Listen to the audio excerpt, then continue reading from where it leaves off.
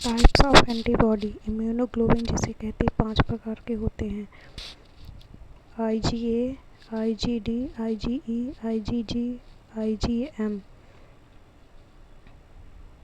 जिसमें पहले IG का काम होता है।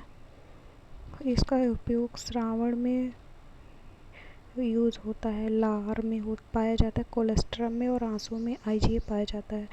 10 से 15% होता है। मॉलिक्यूलर वेट इसका 3,85,000 इसका मॉलिक्यूलर वेट होता है और 10 से 15% ही पाया जाता है।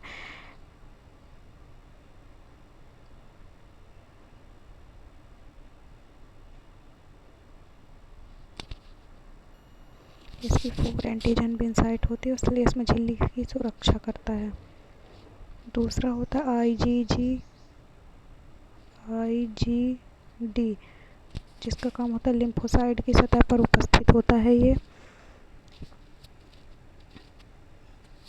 <1%, 1,85,000 होता है इसका मॉलिक्यूलर वेट।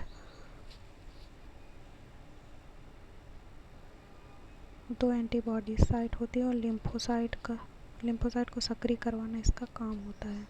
तीसरा होता है IgE, बहुत कम मात्रा में उपस्थित होता है। ये 1,88,000 इसका मॉलिक्यूलर वेट होता है और 0.02% उपस्थित होती है। 2 एंटीबॉडीज होती है। मोस्ट सेल होती है, बेसोफिल में पाई जाती है।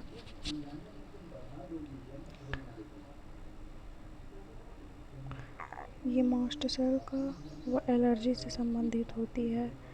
IgG का काम होता है, 80% पाई जाती है। सबसे कम भार होता है इसका।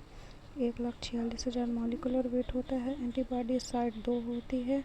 अपरा के पास वो भक्षण में भाग लेना इसका मेन काम है। पांचवें प्रकार के एंटीबॉडीज IgM 5 से 10% होती है। 9,60,000 सब मॉलिक्यूलर वेट होता है और ये सबसे भारी प्रतिरक्षा एंटीबॉडी होती है। Oldest and first antibodies generated against antigen antibodies site इसकी 10 होती है।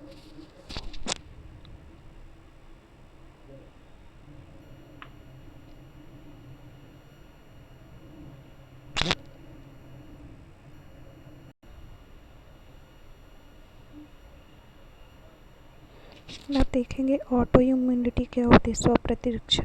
कभी कभी जो जेनेटिक कारण से एंटीबॉडीज अपने ही एंटीजन को मारती है, यही स्व प्रतिरक्षा है, यही ऑटो इम्यूनिटी है। इससे उत्पन्न रोग को ऑटो इम्यून रोग कहते हैं।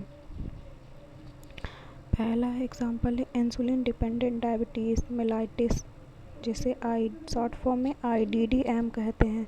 प्रतिरक्षा अग्नाशय की बैक्टीरियल सेल ऑफ इंसुलिन को नष्ट करता है ये, तो इंसुलिन स्राव बंद हो जाता है, जिसे डायबिटीज़ टाइप 1 रोग होता है।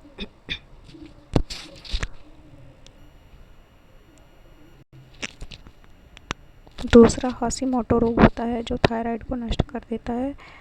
तीसरा होता है